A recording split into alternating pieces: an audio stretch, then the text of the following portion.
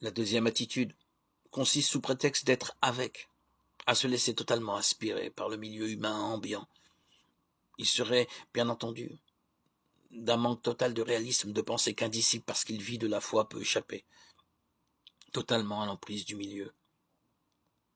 Il n'est pas de vie humaine possible sans appartenance à un milieu et sans en accepter un certain nombre de conventions, dans la mesure où celles-ci respectent l'homme autant que faire se peut. Mais le souci du disciple doit être de découvrir les aspirations chrétiennes que ce milieu comporte et son action doit consister à les amplifier. Il appartient à un milieu mais avec une liberté suffisante pour en juger les valeurs à la lumière du Christ. Être signe du Christ, c'est valoriser tout ce qui, dans un milieu, est signe du Christ.